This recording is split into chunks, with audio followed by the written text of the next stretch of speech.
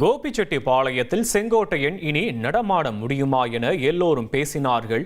ஆனால் இப்போது இதே மண்ணில் நலத்திட்ட உதவிகளை வழங்கிக் கொண்டிருக்கிறேன் என அமைச்சர் செங்கோட்டையன் தெரிவித்துள்ளார். கோபிச்செட்டிப்பாளையத்தில் நலத்திட்ட உதவிகள் வழங்கும் விழாவில் அவர் தெரிவித்த கருத்துக்களை பார்க்கலாம். செங்கோட்டையன் கோபிச்செட்டிப்பாளையத்தில் நடமாட முடியுமா என்றெல்லாம் கேட்டார். நான் நடமாடவே முடியவில்லை, நலத்திட்டங்களை இப்போது வழங்கிக் கொண்டிருக்கிறேன். அதுதான் ஆச்சரியமாக இருக்கிறது. நடமாட முடியுமா என்று கேட்டதற்கு நலத்திட்டங்களை வழங்குகிற நல்ல நிகழ்ச்சியை நான் கலந்து கொண்டு ஒரு அமைச்சராகிய வந்திருக்கிறேன். அதுதான் இங்கே உங்கள் திருத்தலங்களால் உருவாக்கப்பட்டிருக்கிறது.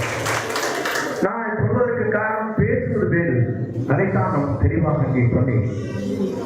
நான் என்று ஒருவர் நினைத்தால் ஆண்டவன் கான் என்று காட்டி விடுவான் என்று சொன்னேன். ஆண்டவன் காட்டிவிட்டார். எதிர்க்கட்சியிலே மூன்றாவது ஒரு நிலை உருவாக்கப்பட்டிருக்கிறது. நான் எதற்காக சொல்கிறேன் சொன்னால், யாராக இருந்தாலும் மக்களுக்கு அழகு வேண்டும், மக்களை நேசிக்க வேண்டும், மக்களை அன்பு காட்ட வேண்டும். அப்போ கூட நான் சொன்னேன், இப்படி பேசியிருக்கிறானே என்ன சொல்ல போகிறேன் கேட்டேன். சாக்கடையில் நின்று கொண்டு நான் கண்ணை வைக்க மாட்டேன் என்று சொன்னேன். ஏன்னு சொன்னால் அந்த துர்நாற்றம் நம்பியது கொண்டு விடும்.